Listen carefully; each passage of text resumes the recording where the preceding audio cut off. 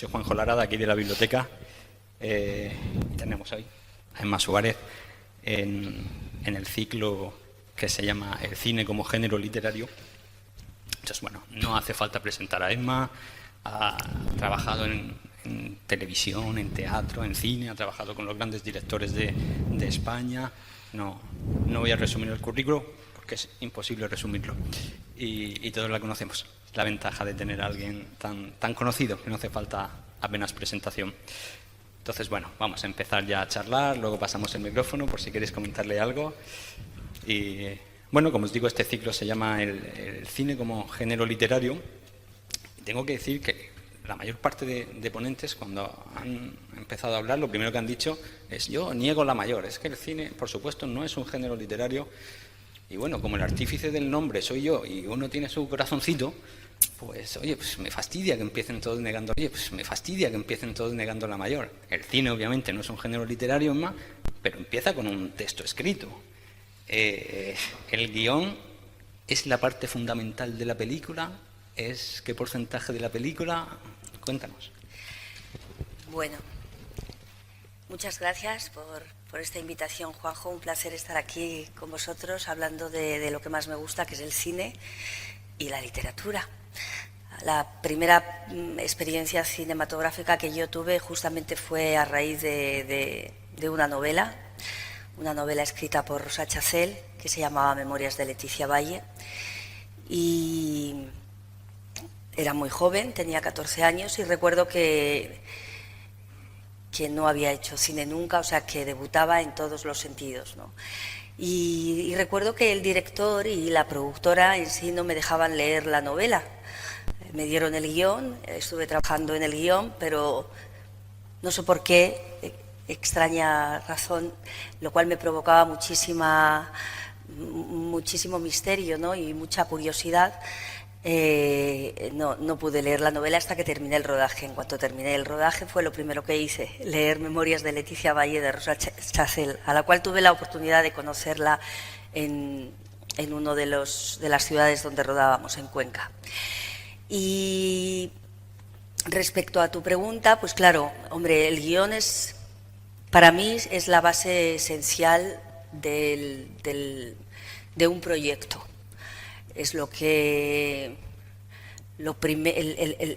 primer material que me llega, ¿no? Yo puedo tener una conversación con el director, me pueden hacer una propuesta, puedo tener una entrevista con el director, pero no puedo comprometerme en un proyecto hasta que yo no he leído el guión. El guión es películas en las que algunos directores te permiten trabajar a medias ese guión, participar, cambiar los diálogos. Hay directores que te dan más libertad y te dicen, bueno, yo he escrito los diálogos, pero si tú quieres cambiarlos y adaptarlos un poco a como tú creas que debe expresarse el personaje, no hay ningún problema. Hay directores que no te permiten cambiar una coma porque son guiones muy estructurados o porque llevan muchos años trabajando en ellos y quieren que las cosas se digan tal y como están escritas. Afortunadamente, este es un medio de creatividad, el cine, y eso, bueno, pues nos permite encontrarnos con directores y con personas que trabajan de manera distinta. Y en ese sentido los guiones a veces son abiertos y otras veces son cerrados. Por ejemplo, trabajando muchas veces son cerrados.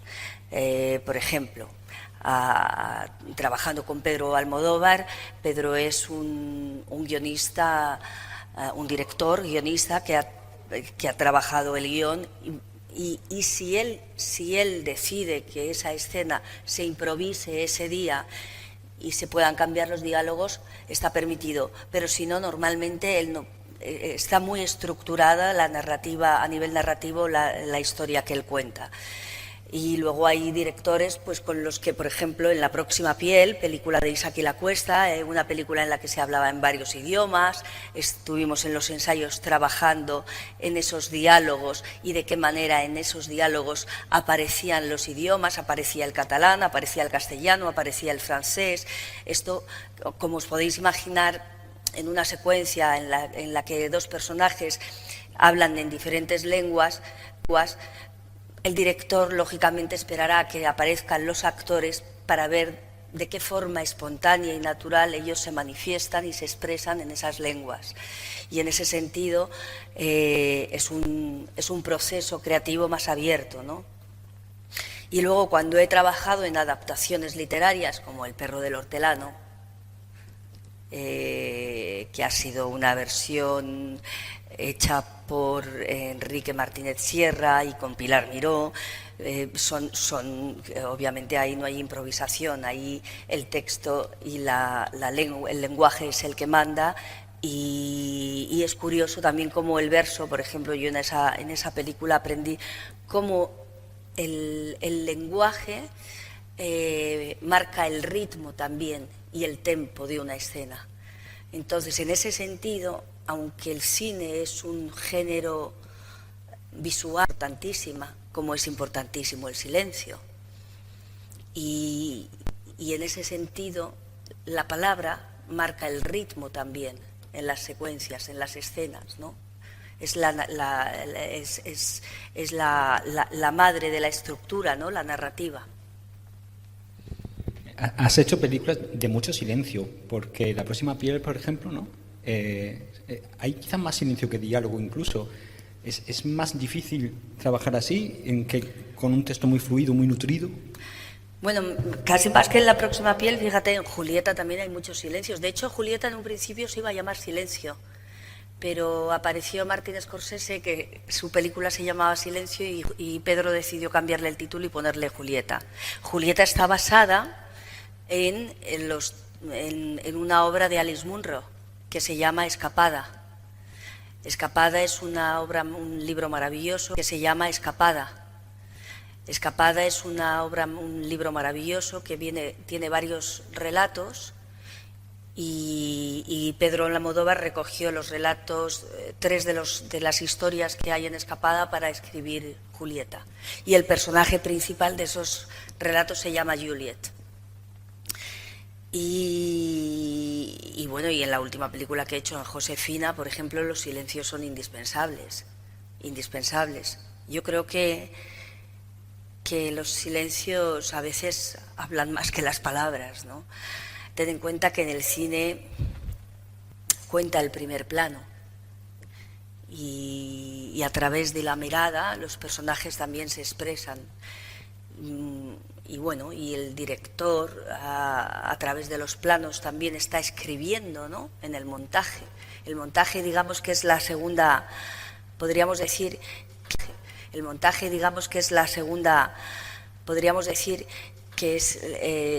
la segunda parte del guión de una película, ¿no? En el montaje es cuando se estructuran las escenas, a veces se quitan secuencias que se han rodado, se cambian de orden, y es como reescribir la película. ¿Y no has tenido a veces la sensación de que te han destrozado una película en el montaje? Pues no, normalmente no. Normalmente creo que han mejorado. Sí. Por ejemplo, fíjate, a propósito de Josefina, Josefina es una película en la que trabajamos muchísimo, vamos, el director, que era su ópera prima. El guión está escrito por Belén Sánchez Arévalo, que es su pareja, y esa es una película que a mí me habían ofrecido hacía 4 años, y yo había leído aquel guión, me había gustado muchísimo. Durante ese tiempo habían escrito más versiones, y la última versión a mí me sorprendió hasta el punto de que me parecía que era otra película diferente la que íbamos a hacer, y transformaba, y esos cambios habían afectado al personaje que yo había imaginado. Y a partir de ese momento en el que entró también Roberto Álamo a trabajar, entre los 4 nos pusimos a trabajar las secuencias, y había muchos diálogos que planteábamos al director, que eran diálogos que posiblemente entre estos personajes, que eran personajes aislados, personajes acostumbrados a personajes solitarios, digamos con cierta dificultad para relacionarse, para sociabilizar, nos parecía interesante que los personajes se comunicaran desde el silencio. Y muchos de los diálogos en esa película se quitaron. Se quitaron en el momento de rodar o incluso durante el proceso de ensayos. Con lo cual es sorprendente. De hecho, en la última versión había una voz en off que daba cierta continuidad a la narrativa en la película. Y en el montaje final esa voz en off desapareció. Y yo cuando fui a ver la película, el primer pase que hicieron, ¿no?, para parte del equipo, me gustó muchísimo, me emocionó, me sorprendió, porque estaba viendo la película y estaba siguiendo la historia y se me había olvidado absolutamente el guión, se me había olvidado las escenas que habíamos cambiado, que habíamos quitado, se me había olvidado hasta que había una voz en off. Y el productor, recuerdo que me dijo, pero Emma, ¿qué te ha parecido la voz en off? Y ostras, es verdad que no está la voz en off, la habéis quitado. Y la voz en off, y ostras, es verdad que no está la voz en off, la habéis quitado. Imagínate, eso es maravilloso, ¿sabes? Porque significa que has entrado en la peli. Se habla de Quentin Tarantino como el director de los grandes montajes, ¿no? Películas como Pulp Fiction serían muy diferentes, mucho peores, con otro montaje. Que hay que hacer una obra de orfebrería para contar una historia como Pulp Fiction de la manera en la que está contada. También lo decía por eso, ¿no? Por lo que tú dices, suelen mejorar en el montaje. Sí, bueno, Quentin Tarantino, yo estuve una vez en un festival de cine que hizo él un coloquio, y una de las cosas que decía era que él exigía a los actores que se supieran perfectamente los diálogos. No soportaba un actor que no se supiera los diálogos, lo cual es lógico, ¿no? Porque nosotros como actores, nuestra base para trabajar es estudiar los diálogos, vas encontrando las emociones del personaje que has de interpretar también, ¿no? Todo empieza por el guión. Cuéntanos un poco. Recibes el guión, entonces decides si haces la película, si no, es un encargo que ya tienes hecho. ¿Qué proceso se arranca a partir del guión? Bueno, tú recibes el guión y cuando recibes ese guión puedes preguntar, ¿quién dirige? ¿Quién va a trabajar? Hay compañeros, actores que conozca, que vayan a trabajar, porque cuando te lo vas a leer, si hay algún actor que ya está contratado, que el director ha pensado en ese actor, está bien que te lo leas pensando en ese actor. Si no, pueden aparecer otras, puedes tú incluso dar ideas de, pues yo leyéndolo me ha venido este actor a la cabeza, ¿no? Entonces, comienza la lectura del guión. Para mí es imprescindible que ese momento sea un momento de soledad. Yo necesito estar tranquila y sola en casa para leerme un guión. En principio, si es posible, necesito leerlo de un tirón, de principio a final, sin interrupciones. Obviamente a veces esto no es posible, porque bueno, todos tenemos unas vidas en las que tenemos multiactividades muchas veces, y yo trato de elegir un momento en que esté sola en casa, en el que mis hijos se han ido al colegio, no me van a interrumpir, porque ellos no entienden que no me pueden interrumpir cuando, ¿sabes? Ellos son más importantes que cualquier otra cosa, claro, a su entender. Entonces elijo momentos en los que me meto en mi habitación y me pongo a leer. El estado de ánimo en que tú eliges leer un guión también es el estado de ánimo en que tú eliges leer un guión también es importante. Tú tienes que estar predisponerte a esa lectura. Digamos que vas a abrir una ventana. Entonces tienes que estar de alguna forma receptivo y sensible a lo que vas a recibir. Tiene bastante que ver con la literatura cuando decides leer un libro, ¿no? Lo que pasa que un guión, un libro lo puedes dejar a las 15 páginas y no te interesa. Estamos hablando de trabajo, entonces un guión yo quiero llegar hasta el final y quiero saber si esa película me interesa, me gusta o no me gusta. Cuando empiezo a leerlo, claro, depende de la película que sea, pero casi siempre me aparece también la sorpresa. aparecen personajes que me provocan curiosidad, que me estimulan. A veces no siempre te dicen el personaje para el que te han llamado. Entonces, si se te olvida preguntarlo, también está bien leerlo y pensar, pero ¿cuál es el personaje que me van a ofrecer a mí, no? Y puedes intentar, a lo mejor, a veces, ten en cuenta que no todos los guiones que yo me leo los hago. No todos los guiones que leo son películas y proyectos que salen adelante. Hay guiones también que decido no hacer, ¿no? Por lo que sea, porque no me ha estimulado, porque la historia no me ha seducido, porque es un personaje en el que creo que no puedo aportar nada, o sencillamente porque a lo mejor son películas que ni siquiera se llegan a hacer. Tantos guiones habré leído que me han gustado y que dices, pero ¿y qué ha pasado con este guión que se iba a hacer? Ni siquiera se llegan a hacer.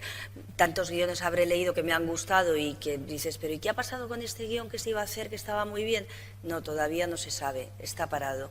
La película está buscando financiación, no han vuelto a llamar los productores. Y esto da mucha pena también, ¿no? Porque dices, pues ese guión estaba muy bien.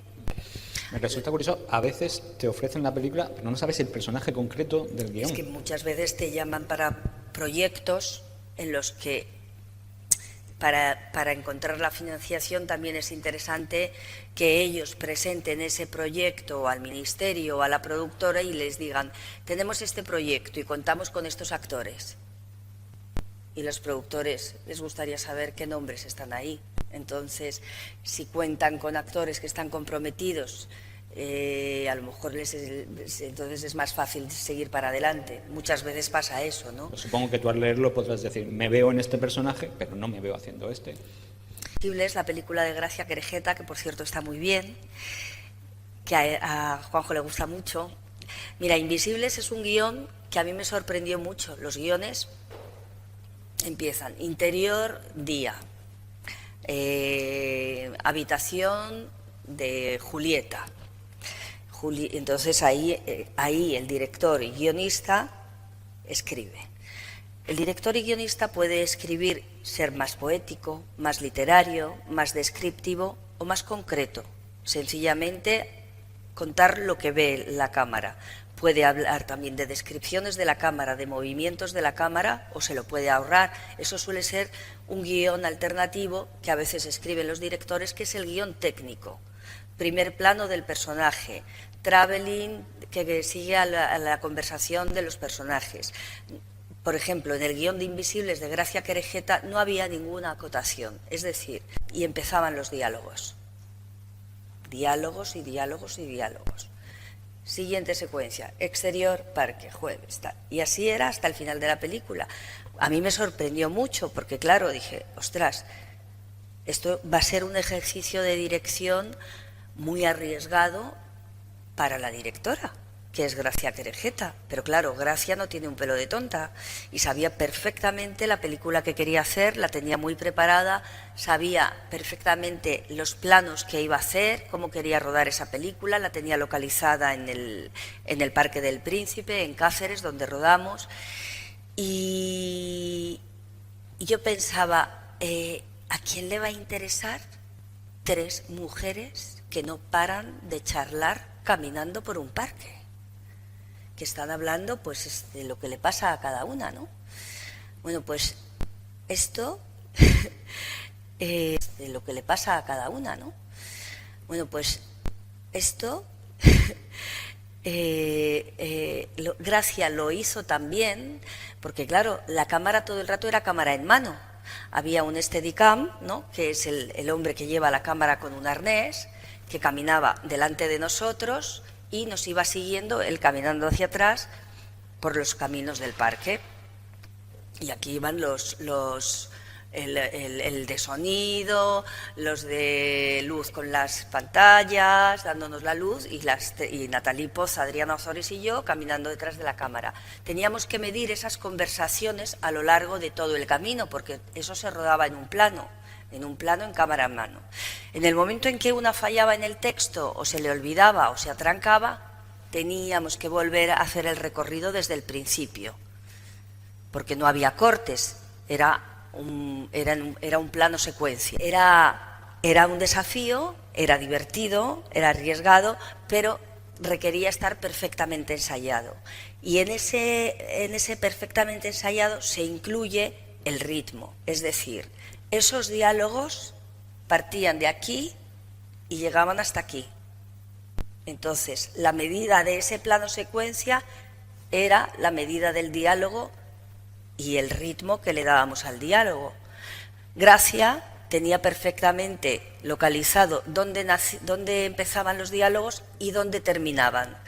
Venís caminando por este camino, cruzáis este puente, subís las escaleras y al llegar a este banco tenéis que haber terminado. Con lo cual teníamos que ensayar el ritmo de los diálogos adaptándonos al tiempo que duraba hasta que llegábamos al banco. Esa era la técnica, ¿no? Y una vez que tienes el guión, ya sabes el personaje, meterte en el personaje. ¿Llegas a leer incluso una novela a lo mejor para poder meterte en algún personaje? Bueno, para mí depende de la película, depende del guión y depende de la historia. Cada guión, para mí, mi manera de trabajar es un enfoque diferente. Si la película es de época, me da la oportunidad de investigar en esa época. Pues imagínate que es el siglo XV, pues entonces voy a ver museos, pinturas, obras de arte, cuadros, expresiones en los cuadros de mujeres que han hecho pintores, ¿no? Los colores, los trajes, las posturas, el cuerpo, los objetos que pueden tener en la mano. También intento ver películas de época, que también suelen ser muy inspiradoras, porque también yo busco musas, ¿no? que me inspiren. Entonces suelen ser muy inspiradoras, porque también yo busco musas, ¿no? que me inspiren. Entonces trato de ver películas con actrices que a lo mejor han contado una historia similar o tiene un problema parecido, un conflicto parecido, y entonces digo, bueno, pues esta actriz me resulta inspiradora y me va a servir para esto. Por ejemplo, en Julieta yo me leí El año del pensamiento mágico, recomendada por Pedro Almodóvar, que me ayudó mucho porque era una novela que hablaba del duelo, de la ausencia, contada en primera persona por la autora. También, como Pedro Almodóvar es un director muy esteta y para él es muy importante el estilo, ¿no? Los colores. Bien, veía fui a museos, busqué pintores, obras de arte, ¿no? Obviamente me revisé su filmografía de nuevo. Para encontrar algo en Marisa Paredes, en Carmen Maura, en sus actrices, ¿no? En las actrices con las que había trabajado. Y también para estar preparada, porque qué duda cabe que trabajar con Pedro, sabes que vas a estar expuesta a un trabajo intenso, vas a trabajar con un cineasta que tiene una proyección internacional, sabes que esa película la va a ver todo el mundo, y tú eres responsable y tienes un compromiso, entonces quieres estar preparada para que cuando Pedro te toque una tecla tú puedas reaccionar, ¿no? En el cine, en los rodajes, hay que estar preparado, disponible, y hay que resolver las situaciones en ese momento y ese día. Tú no puedes ese día decir, no, es que no me sale, te tiene que salir. Eres una profesional y tienes que responder, porque eres el vehículo que el director, digamos que, haciendo una metáfora, tú serías la palabra que el escritor necesita para transmitir una emoción en esa frase. Pues en el cine yo soy, digamos, el instrumento que el director necesita para hablar de un personaje o para transmitir una emoción, ¿no? O para contar un conflicto. Entonces, para mí es imprescindible saber y conocer lo que el director necesita, y para el director es indispensable que yo esté receptiva para que él me pueda modelar, ¿no? Para que pueda jugar conmigo y esté receptiva para que él me pueda modelar, ¿no? Para que pueda jugar conmigo y llevarme por un lado o llevarme por otro. Entonces, uno, durante un rodaje, está muy sensible, ¿no? Eres vulnerable, eres material sensible porque van a trabajar contigo y es necesario que tú estés, que tú te muestres de esa manera, ¿no? Me llama la atención que digas que en un rodaje no hay tiempo, porque en el teatro sí, porque tiene que ser inmediato, pero en televisión o en cine hay tiempo, se pueden repetir las escenas una y otra vez, ¿no? En televisión es peor. En televisión es peor. En televisión se va a toda máquina. En el teatro es más la palabra. Entonces en el teatro sí se ensaya, en el teatro se desentrañan los textos, en el cine también se ensaya, y en televisión también, ¿no? Pero menos. Porque la televisión suele ser más, más técnica, si te fijas, ¿no? Las historias que se cuentan en televisión, es muy importante la forma, cómo se cuentan, ¿no? En el cine yo creo que se dan más importancia a los guiones y en el teatro lo que cuenta, desde luego, es la protagonista, es la palabra. O sea, entiendo que la manera de enfrentarte al texto es muy diferente si va a ser en el cine, en la televisión y sobre todo en el teatro, ¿no? Para empezar, en el teatro el texto te lo tienes que aprender perfectamente. Televisión y cine supongo que no tanto. Bueno, en televisión yo cuando me aprendo el texto me lo aprendo, por suerte tengo buena memoria, también según para qué, pero siempre me gusta, no quiero viciar el texto, ¿no? Se suele decir. Después de repetirlo muchas veces, puedes viciarlo.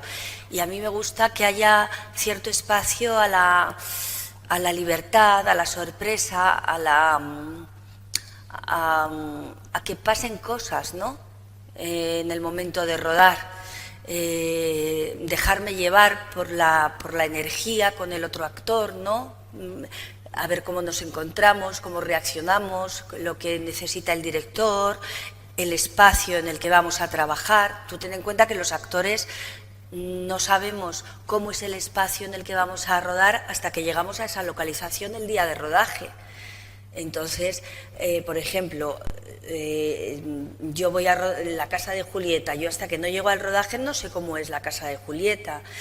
A veces, si tengo suerte, puedo hablar con los de Atrezo y decirles, para mí es muy importante que en la casa yo creo que tenga que haber pues fotos de ella con su hijo, no sé, los colores, ¿no? A mí me gusta saber cómo va a ser el entorno y a veces sí me gusta hablar con la gente del departamento de decoración o de Atrezo y hacerles propuestas, ¿no? O a veces ellos te preguntan, Emma, ¿qué te apetece que pongamos en tu casa? Y eso está muy bien porque es un trabajo en equipo, ¿no? Bueno, y pregunta clásica, ¿estás más cómoda en teatro, en cine, en televisión? Pues para mí el teatro, que hace mucho que no hago teatro y es imprescindible y tengo muchas ganas de volver a hacer teatro, pero el teatro, ten en cuenta que es algo que se hace cada día. Salir al escenario cada día es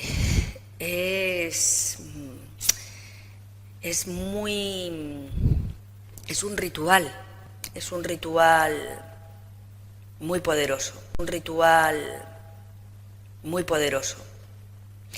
Y tú tienes que estar, para mí, tienes que estar absolutamente convencido de lo que estás haciendo y creer en lo que estás haciendo y estar seguro de lo que estás haciendo para poder defenderlo, porque cada día te vas a enfrentar a un público diferente, en un espacio diferente, y te tiene que gustar muchísimo la obra que estás haciendo y haber creído mucho en el director. Yo ahora mismo, que llevo como 4 años sin hacer teatro, tengo ganas de hacer teatro, pero tengo ganas de hacer teatro con un director que sepa que me va a cuidar, que me va a proteger, que me va a cuidar, que va a estar pendiente de mí, porque tengo miedo. Y y es humano tener miedo y siento inseguridades y no sé si, ¿sabes? Mi cuerpo y mi voz están oxidadas. Es algo que se hace cada día y en el momento en que tú no sales a un escenario, bueno, te cuesta recuperar ese entrenamiento. Y el texto, desde luego, es fundamental. Yo cuando hice Las criadas de Jean Genet con Mario Gas, aquello fue para mí una experiencia determinante. Para mí salir al escenario cada día a decir ese texto de Genet era, o sea, me sentía absolutamente privilegiada de poder decir ese texto, cada día de decir esas palabras, ¿no? Cuando tú haces teatro, el autor del que tú hablas, ¿no? Tú dices sus palabras, las palabras que él escribió, las palabras que él imaginó, se crea un vínculo directo con ese autor, ¿no? Y cada día tienes la oportunidad de representar ese personaje y cada día es diferente y cada día vas a hacerte preguntas sobre que en el escenario te sorprendes y dices, pero fíjate este hombre lo que escribió y por qué esto, ¿no? Por ejemplo, Chekhov es un autor maravilloso para hacer en teatro, porque es infinito y cada día descubres cosas nuevas que plantea Chekhov sobre los seres humanos y las relaciones y los conflictos humanos, ¿no? Yo interpreté en El tío Vania el personaje de Elena y esa también fue una experiencia maravillosa en el teatro. Que tenga miedo a alguien como tú, que empezaste con 14 años. Pero eso da igual. Aparte yo creo que el miedo es según cómo te lo tomes, puede ser incluso sano, ¿no? Puede ser un motor, puede ser un impulso. El miedo es el que, según cómo te lo tomes, puede ser incluso sano, ¿no? Puede ser un motor, puede ser un impulso. El miedo es el que te hace también ponerte las pilas y el que te hace prepararte, estudiar, el vértigo. Tú ten en cuenta que cada vez que yo hago una película, es una película nueva. No la he hecho antes. Es un personaje nuevo. Es alguien desconocido para mí, no lo he interpretado antes. Y estamos trabajando con material sensible, estamos interpretando personajes. Para interpretar esos personajes buscamos de la realidad, ¿no? En el mejor de los casos. Entonces, hay personajes que en el momento en que tú ya has leído ese guión y has decidido hacer esa película, esa predisposición y ese deseo de interpretar ese personaje te hace estar receptivo a que cualquier cosa que va a suceder a tu alrededor a partir de ese momento la incorporas a la película, la incorporas al personaje, porque ya sabes, estás ya como en el carril, en la vía del tren, ¿no? Ya estás metida en el proyecto, entonces todo lo que va a aparecer te lleva a eso. Hay cosas que te sirven, cosas que no te sirven, propuestas que le puedes hacer al director. También en cine se trabaja en equipo. Muchas de las propuestas que yo imagino, cuando las hablo con la figurinista del vestuario, cuando las hablo con el director, ellos han pensado lo mismo y estamos de acuerdo. O a lo mejor ellos no han pensado en nada y les ayuda lo que yo les planteo. Estaba pensando que, bueno, no muchas actrices han tenido o tienen la suerte de ser algo así como una musa de uno de los grandes directores de cine españoles. Mas Suárez se convirtió en algo así como la musa de Julio Medem, la actriz icónica y emblemática de Julio Medem. Y bueno, fueron en los años 80, hace ya años, pero ha sido una parte muy, muy importante de tu filmografía. ¿Recuerdas esas películas, Tierra, La ardilla roja, Vacas, con cariño? ¿Te quedan ya muy lejos? Con mucho cariño. ¿Sí? Vacas, por ejemplo, yo ya no me acuerdo de qué año es Vacas, del año 90, ¿no? Por ahí, fíjate, madre mía. Pasa el tiempo. Pues yo, por ejemplo, Vacas, me acuerdo cuando leí aquel guión que me sorprendió muchísimo. Me sorprendió muchísimo porque Julio sí... Julio escribe muy poéticamente también, ¿no? y, y, y te vas imaginando ese universo según vas leyendo y te vas imaginando ese universo según vas leyendo también su guión. De repente te habla del ojo de la vaca, tal cual, ¿sabes? Nos metemos en el ojo de la vaca. Y yo decía, pero ¿qué es esto? ¿Qué tío? Pero según lo iba leyendo, lo iba entendiendo también, ¿no? Y me parecía algo tan sorprendente, tan mágico, tan especial. Por otro lado, tan potente, tan crudo, ¿no? Cómo hablaba de la tierra, cómo hablaba de la sangre, cómo hablaba de personajes, de personajes femeninos, ¿no? De alguien muy sensible, con una sensibilidad extraordinaria. Y recuerdo que además cuando leí aquella película, él todavía no había encontrado, estaba buscando financiación, fíjate, era su primera película. Y se creó una relación muy linda.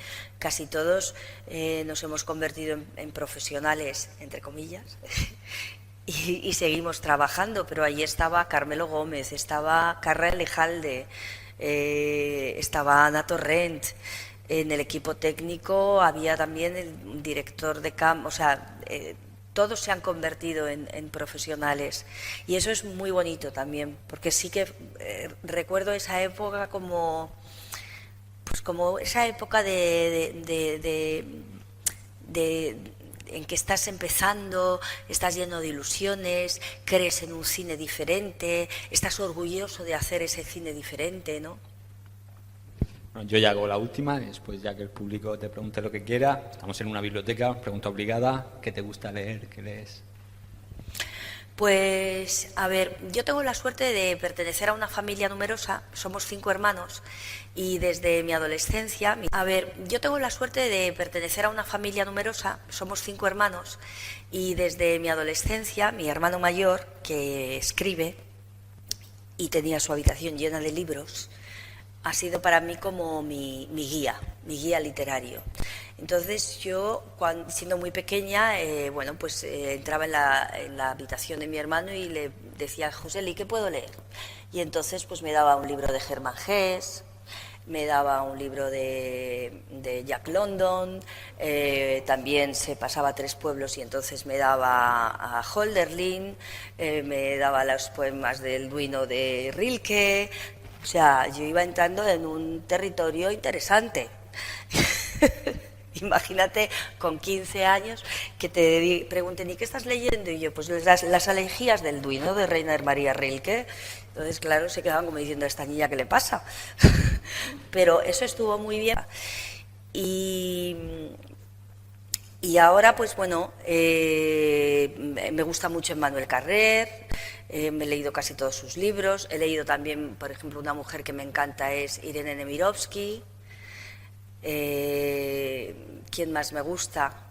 Hay un poeta que me gusta muchísimo, Luis García Montero, en poesía. Hay otro que me gusta mucho que es Julio Rodríguez, asturiano, que tiene un librito de poemas que se llama Naranjas cada vez que te levantas, que es precioso. ¿Qué más me gusta? No sé. Hombre, si con 15 años leías a Hölderlin Voy y Rilke... leyendo ahí lo que me va saliendo. Joan Didion, desde que la leí en el año del pensamiento mágico, también me gusta mucho. Alice Munro, bueno. Entonces, Medem ya te pilló trabajo. ¿Alguien quiere preguntar? Me gusta muchísimo Stefan Zweig, por ejemplo, que no se me olvide. O sea, mi libro de cabecera es Memorias de un europeo. Maravilloso libro, que os recomiendo que lo leáis si no lo habéis leído, porque es un libro maravilloso. Además te habla de música, de literatura, te habla de una época de la historia, te habla de la guerra. Sí. Sí, yo aquí. Hola Emma, ¿qué tal? Hola, ¿cómo estás? Yo te voy a hacer 2 preguntas. Yo me llamo Javier. Te voy a hacer 2 preguntas. ¿Qué mentalidad mantienes tú a la hora de actuar? En el momento en el que vayas a actuar, ¿Perdona? ¿qué mentalidad tienes tú a la hora de actuar? ¿Qué mentalidad? Sí, ¿qué piensas tú a la hora de actuar? para hacerlo bien. Y otra cosita, Perdona, es que esta pregunta no la entiendo. es decir, para hacerlo bien. Y otra cosita, Perdona, es que esta pregunta no la entiendo. es decir, ¿Cómo ¿qué qué pienso yo a la hora de actuar? Cuando están diciendo acción, ¿qué pienso? Sí, es decir, joder. Pues pienso en hacerlo bien. Lo enfrentas con una actitud pues, positiva y voy a hacerlo genial. ¿Cómo enfrentas tú eso? Bueno, yo pienso, confía. Confía, ¿no? ¿Y siempre es así? Pero ¿Siempre bueno, sale esto bien? ha sido a partir de que ya me he hecho un poco mayor, he dicho confía. Sí. Entonces creo que esta es una palabra clave, porque como el miedo siempre lo tenemos, aunque estés muy preparado, siempre tienes miedo. Y entonces dices, confía. También me ayuda mucho respirar. Respirar y no ahogarme es imprescindible. Respirar. Entonces, Bien. si tengo mucho miedo, me tomo conciencia de mi respiración, ¿no? Un poco de lo que sucede a mi alrededor y para concentrarme en lo que tengo que hacer, que es mi personaje. Pero tampoco se convierte aquello en una cosa obsesiva, ¿no? Claro. Pero para interpretar hay que estar relajado, hay que jugar, es un juego. Sí. No puedes estar obsesionado, ni tenso, ni presionado, ni tengo que hacerlo bien, porque entonces lo harás fatal. Claro. Tienes que divertirte. Eso es fundamental. Y hacerlo Divertirte. como la primera vez, claro. Y otra pregunta, ¿qué crees que es lo que diferencia a un actor principiante más bien que a otra persona que lleva más tiempo, con más experiencia? ¿Cuál crees que es la diferencia? Pues la experiencia. La experiencia, ya, pero ahora actuar, es decir, una persona que no ha probado nunca puede hacerlo genial. Claro que sí. En cambio, Por favor. yo me refiero más a la parte de el estatus que tiene ya una persona, es decir, cuando lleva tiempo actuando, pero ¿qué depende de que un actor sea mejor que otro? A ver, ¿Qué influye? mira, yo acabo de hacer una película Sí. que la protagonista es una chica de 20 años y es su primera película. Y lo ha hecho fantásticamente bien. Yo mi primera película la hice con 14 años. Jamás había pensado en ser actriz. Me cogieron unas pruebas que me llevaron mis padres y mira, aquí estoy. Pues, Yo jamás pensé que podría hacer un personaje protagonista. Es más, yo pensaba, estos del cine están todos locos. ¿Cómo me llaman a mí? ¿No cogen a la del casting que ha hecho más películas? O sea, que esto... cuando hablamos de la creación y cuando hablamos ¿sabes? De algo tan intangible como es las emociones y transmitir y expresarse y crear, y hablamos del arte...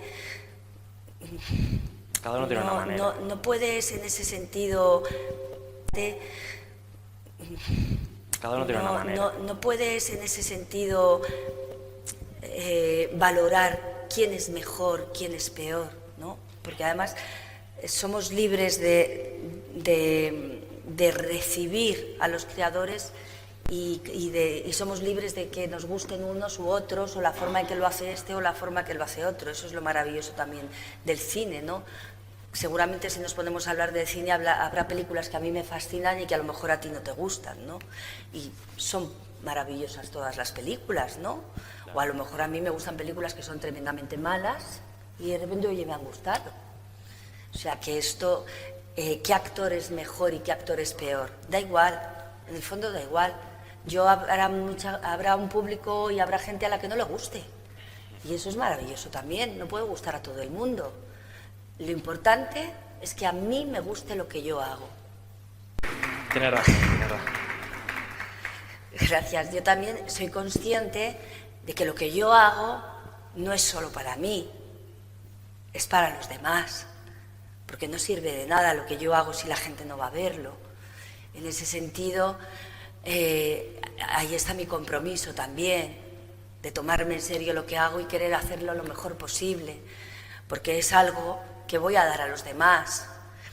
Me parece además especialmente mágico que la gente navegue en el cine por las emociones y por los lugares que yo he navegado interpretando a ese personaje, ese vínculo que nos conecta al espectador y al intérprete me parece que es donde reside la magia también de lo que hacemos y lo que nos conecta, que es la comunicación en definitiva, ¿no? Pues gracias, Emma. Gracias a ti. Hola, ¿qué tal? ¿Con qué, una típica pregunta, ¿con qué director te has sentido más cómoda a la hora de rodar? Pues mira, con el último me he sentido muy cómoda, con Fernando Franco, la verdad. Creo que es un director, ha hecho una película muy bonita que se estrenará no sé cuándo, está ahora en proceso de montaje, se llama La consagración de la primavera, y es un director que además es montador y tenía la película perfectamente clara en su cabeza, sabía lo que quería y ha sido muy, muy fácil trabajar con él. Y aparte de Fernando, pues bueno, hay muchos directores con los que me he sentido muy a gusto, pues con Isaki Lacuesta también me he sentido muy bien, en su momento cuando trabajé con Julio Meden, cuando empezamos a trabajar juntos, también fue como un encuentro, ¿no? Para mí es muy importante en este trabajo, trabajar juntos también fue como un encuentro, ¿no? Para mí es muy importante en este trabajo los encuentros, finalmente, ¿no? Porque es la base también de un proyecto común, ¿no? La gente con la que trabajas. Y además, esos encuentros son tan intensos y tan importantes que aunque luego no vuelvas a verte hasta que pasen 20 años, esos encuentros, ¿sabes? Es como han acariciado territorios íntimos que permanecen, aunque pase mucho tiempo, te vuelves a encontrar con esas personas y es como si hubieses estado hasta ayer con ellos, ¿no? Es como la amistad un poco, ¿no? Cuando te encuentras con compañeros con los que has trabajado bien. Hablo no solamente de actores y actrices, sino también de directores y de gente del equipo técnico. Para mí el equipo técnico es tan importante como el director. O sea, creo sinceramente que en el cine trabajamos en equipo. Es verdad que la historia la escribe el guionista y sin guión no hay nada. Pero ese guionista no puede trabajar solo. Ese director, sin el equipo no hay película. O sea que todos son indispensables. Y me he sentido muy cómoda, pues no sé, por ejemplo, a Pilar Miró la he hecho muchísimo de menos. Muchísimo, porque Pilar fue una mujer muy importante para mí, aparte de haber hecho El perro del hortelano con ella y que fue mi primer Goya y haber aprendido a decir el verso, fue una mujer que por su forma de ser me marcó, ¿no? Una mujer tan íntegra, tan auténtica y con unos valores y unos códigos tan definidos, evidentemente. ¿Con quién más? Por ejemplo, con Jaime Chavarri ha sido delicioso trabajar. Jaime Chavarri también es un hombre, un director magnífico, le gusta mucho trabajar con los actores, tiene mucho sentido del humor y es muy accesible, es muy cercano y te acompaña, te lleva de la mano y está muy bien trabajar con él. También es cierto que las películas, los rodajes, pasa una cosa muy curiosa y es que se mimetizan de la historia que se cuenta. O sea, cuando en una película lo que se cuenta es una tortura psicológica, es muy posible que el rodaje y el ambiente sea extraño, que haya cierta bruma. Los directores son la cabeza de ese rodaje y son de alguna manera también los de ese rodaje y son de alguna manera también los que proyectan esa energía en la que vamos a entrar todos, ¿no? Entonces, cuando tú trabajas con un director amable, con sentido del humor, eso se contagia al equipo y se contagia en el rodaje y suelen ser rodajes balsámicos, en el mejor de los casos, ¿no? Cuando trabajas con un director como Julio Meden, que de repente te dice, pon cara de montaña rusa, y tú dices, misterio, ¿qué me ha querido decir? Pues ese misterio se propaga, ¿no?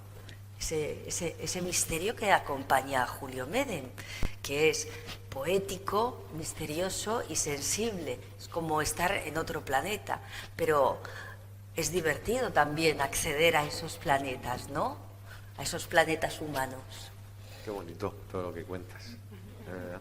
A esos planetas humanos. Qué bonito todo lo que cuentas. Y lo último, una subpregunta.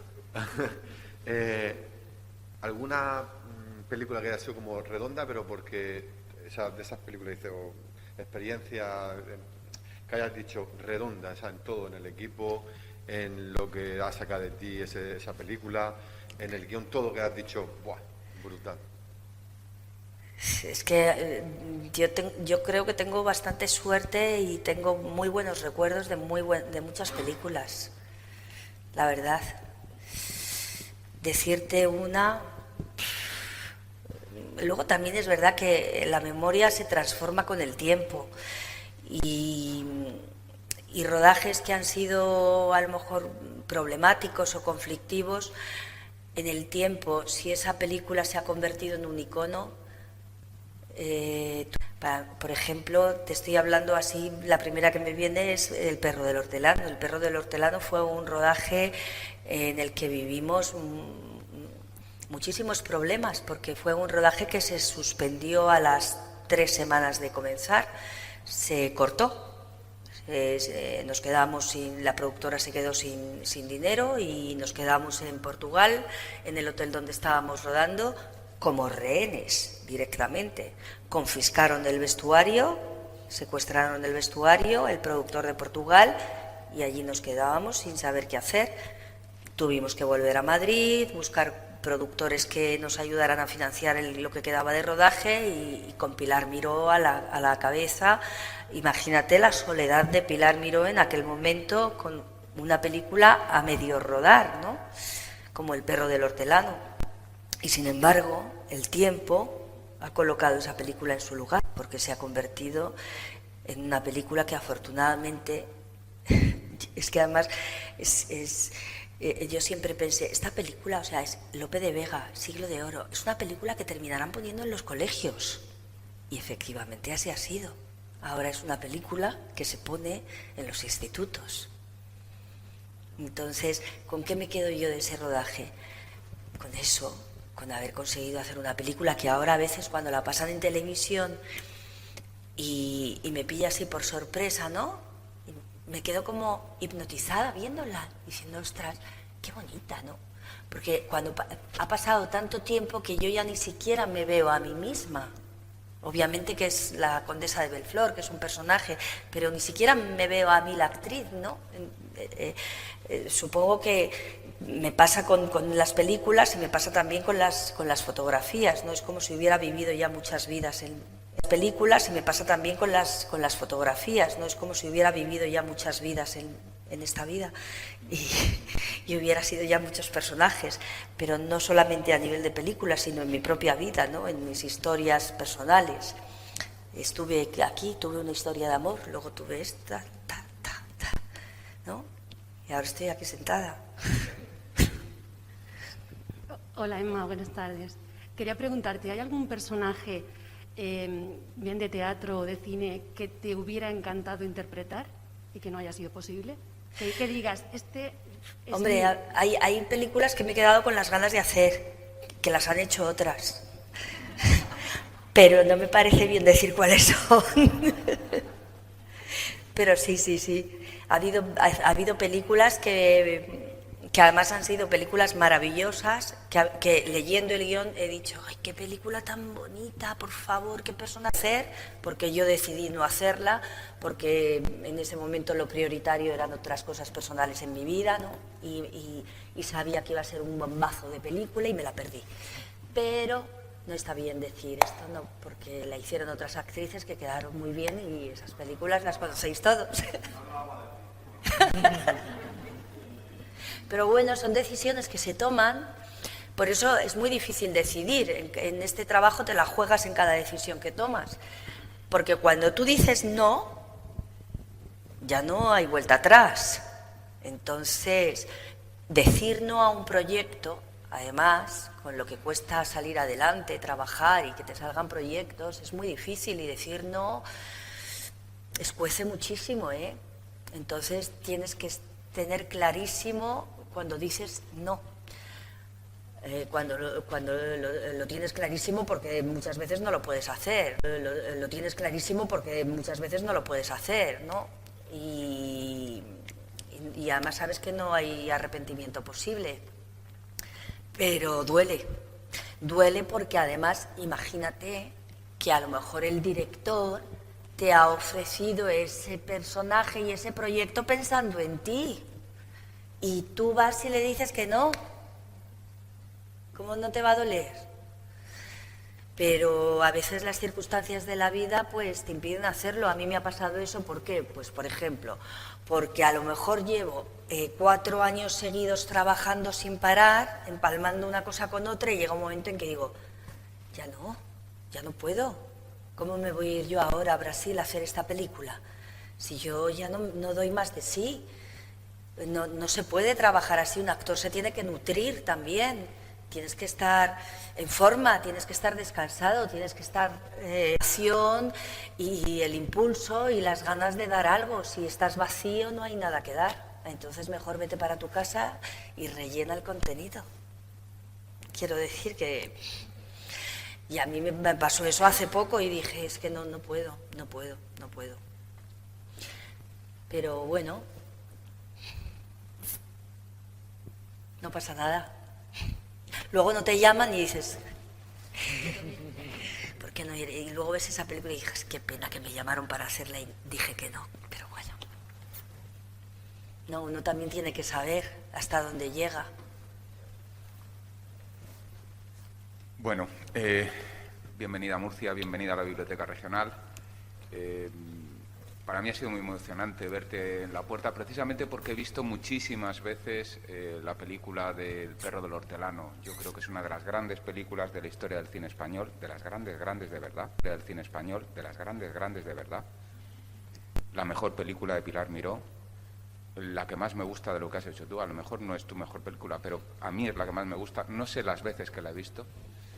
Y es una comedia menor de Lope de Vega, que es el gran poeta, de los 2 o 3 también grandes poetas de nuestra lengua, y es una comedia menor, lo que se llamaba en la época una comedia de privanza. La comedia de privanza eran comedias que se hacía en ese sentido que tiene el privar castellano de me priva el chocolate. Me gusta muchísimo. Una comedia de privanza es una comedia de esas de mucho gusto. No está hecha para sufrir, para transmitir grandes valores, ni tal, sino para que te guste muchísimo, para que te prive. Y yo creo que conseguisteis algo muy difícil, porque ahora los actores no estáis educados para leer el verso, el público aún menos, estamos educados para escuchar el verso, todavía menos en el cine, no es redonda, está llena de prodigios. Los escenarios, cómo decías el verso en esa película, de verdad que es algo maravilloso. No me canso de verte, la tengo en casa en DVD y no me canso de verte en esa película. ¿Fuisteis conscientes durante el rodaje del prodigio que estabais haciendo allí, o lo habéis ido, como decías hace un momento, lo habéis ido viendo con el tiempo, cómo esa película ha quedado efectivamente como un clásico de nuestro cine? Muchas gracias. Qué bonito todo lo que dices. Pues, bueno, a mí cuando me llamó Pilar Miró para hacer ese personaje, lo primero que sentí fue una gran sorpresa, porque yo nunca había trabajado en verso y no sabía decir el verso. Esto luego se terminó convirtiendo en una ventaja. Se terminó convirtiendo en una ventaja. Aprovecho para dar las gracias a la que fue mi profesora de verso durante el rodaje, la profesora de todos, una maestra maravillosa, que es Alicia Hermida, que murió hace unos meses. Bendita seas, Alicia. Y Alicia fue contratada por Pilar para, a todos los actores, asesorarnos en el verso y crear una unidad.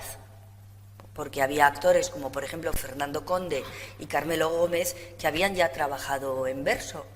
Y el verso se puede decir de muchas maneras, ¿no? Entonces había que crear una unidad actoral y que todos estuviésemos en esa misma línea diciendo el verso de la misma manera, no que cada uno soltara la entonación como cada uno quisiera. Y eso fue entonación como cada uno quisiera. Y eso fue el trabajo de Alicia Hermida, que lo hizo maravillosamente bien. Mientras nosotros ensayábamos en la parte de abajo de la oficina con Alicia Hermida, Pilar Miró trabajaba arriba con el equipo técnico. Y luego nos fuimos a Portugal, donde estuvimos trabajando. Al mismo tiempo, Pedro Moreno se traía las telas de la India para construir los trajes que llevábamos todos en esa película. Félix Murcia, el director de arte, hizo un espacio escénico, una dirección artística maravillosa. Hubo muchísimo trabajo en esa película. Y cuando a mí finalmente me dijo Pilar que la iba a hacer, bueno, primero, o sea, imagínate, la sorpresa fue magnífica, el agradecimiento inmenso. Y yo dije, esta mujer confía en mí más que yo misma. Yo tengo que demostrarle que no se toca. Y descubrí que el verso me llevaba al personaje, no como otras veces, que en prosa la palabra no te lleva al personaje. Es verdad que tú trabajas el guión, ¿no? Pero en el verso el ritmo me daba el movimiento del personaje. Y yo pensé, Pilar Miró es un prodigio. Fíjate cómo se le ha ocurrido hacer una obra en verso, en cine, El perro del hortelano, y rescatar a Lope de Vega. En aquella época se acababa de estrenar Mucho ruido y pocas nueces. Hacía como 2 años, así, ¿no? Y había tenido muchísimo éxito. También es la época del Cyrano de Bergerac. Pero aquí nadie confiaba en que hacer El perro del hortelano iba a ser una obra mayor. Y Pilar Miró estaba convencida. Y a mí me parecía una idea magnífica. Pero yo se lo dije un día, digo, que me parece súper inteligente tu propuesta de querer hacer El perro del hortelano, y se me quedó sorprendida mirando y dice, ¿en serio? Pues que sepas que me está costando muchísimo encontrar producción y encontrar financiación para sacar la película adelante. Nadie quiere hacer una película en verso. Piensan que me voy a meter eso, un porrazo. y sin embargo, mira. Entonces, bueno, yo creo que más allá de... O sea, hay algo que también es muy importante en este trabajo y es la intuición. Es verdad que te puedes pegar, ¿sabes?, dar contra la pared y decir, no he conseguido nada, nunca se sabe en el cine. Pero yo intuía que Pilar estaba haciendo algo, único, algo único siendo el Lope de Vega, imagínate, o sea, la originalidad, ¿no? De rescatar, ¿no? Es que al final las cosas más sencillas son las que más nos conmueven y nos importan, como esta charla hoy aquí hablando de cine y literatura, que antes se lo comentaba a Juanjo, ¿no? Qué fácil es, ¿no? Al final, ¿no? Una charla sobre cine y literatura, que es algo como que está al alcance de todos y sin embargo se convierte en algo extraordinario porque no es habitual hablar sobre cine y literatura. Así que gracias, Juanjo. ¿Hay tiempo? ¿Alguna preguntilla más? ¿Alguien más? Hola, Emma, enhorabuena por tu carrera. Y quería preguntarte sobre la última película de Josefina. ¿Cómo tú preparas esa primera pregunta? Pues tengo otra pregunta. Sí, bueno, en realidad yo hice otra película en la que tuve que trabajar más sobre la cárcel, que es Horas de luz, una película con Alberto San Juan hace años. Y en esa película sí que me metí más a fondo en la historia de las prisiones y fui a la cárcel de Picassent, fui a la cárcel del Dueso, hablé con funcionarios que trabajan en prisiones, contacté con Juan José García, que entonces estaba preso, y fuimos a verle a la cárcel, porque digamos que el tema era más de prisiones. En Josefina, yo creo que de lo que habla la película, en el caso de mi personaje, es más de la soledad, de cómo, de personajes anónimos, ¿sabes? De gente que lleva su vida a cuestas y que ni siquiera piensan en sus deseos o en sus sueños porque no tienen tiempo de pensar en eso, ¿no? Que la vida pesa más, las responsabilidades pesan más. Y en el caso de mi personaje es una mujer que tiene a un marido enfermo y a un hijo ingresado en prisión, ¿no? Al que va a ver todos los domingos. Y quizá la relación que tiene con el hijo es una relación de incomunicación. Por eso en esa película que habla de la incomunicación y del aislamiento de los personajes, supongo que la guionista y el director deciden meter a este adolescente en la cárcel, ¿no? Para hablar también del tema fundamental del estrenó justo hace el año pasado, ¿no? ¿Este año? Uf, no me acuerdo. Bueno, hace poco. El año pasado, en octubre del año pasado, sí. Que justo estábamos, bueno, acabábamos de pasar el confinamiento, ¿no? Y es una película que mucha gente también ha entendido, ¿no? Porque habla de la necesidad de un abrazo. Y última pregunta. Que todos hemos sentido eso, ¿no? Sí. El otro día viendo el programa de Jordi Évole, que era los 20 años de Belle Époque. Ah, sí, lo vi. Y quiero preguntarte, me pareció muy interesante una pregunta de, ¿tú harías ahora cosas que te pidieron hace 20 años directores? Se lo preguntaba al reparto femenino, ¿lo harías ahora? ¿Tú crees que a mí ahora me pedirían directores cosas que hice hace 20 años? No, no hace 20 años.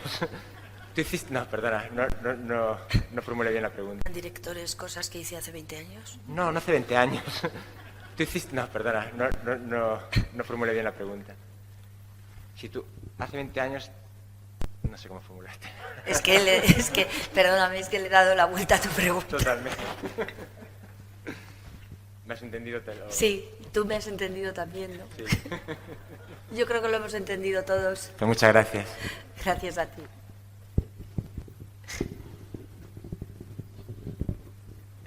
Entonces, por ejemplo, lo de la serie Querido Maestro, ¿no te gustaría que tuviera una temporada nueva este año, no?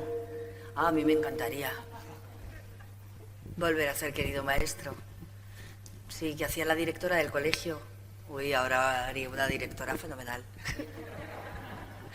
Pero bueno, ahora los alumnos serían mucho más mayores. ¿Sabes quién apareció en Querido Maestro? ¿Quién debutó? Juan José Ballesta. ¿Sabéis quién es? El Bola. En Querido Maestro, ¿quién debutó? Juan José Ballesta. ¿Sabéis quién es? El Bola. El Bola era Juan José Ballesta era uno de los niños que aparecían en Querido Maestro.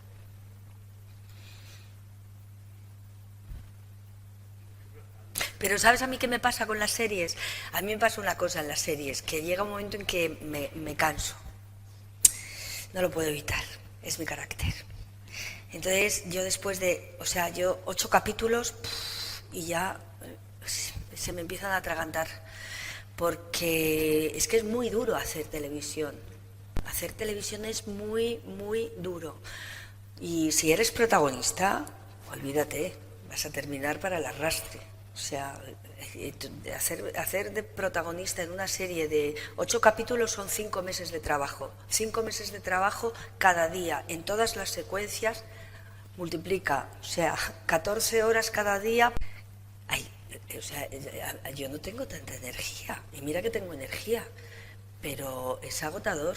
Y luego llegas a tu casa, tienes que atender a la familia, a los hijos, te quedan 5 horas para dormir, que ya te metes en la cama como me tengo que dormir, no me duermo, ¿qué hago? Mañana tengo esta secuencia, Dios mío, ¿qué va a pasar mañana? A ver si hace bueno, que no llueva, por favor, que no llueva, que tenemos que rodar con sol.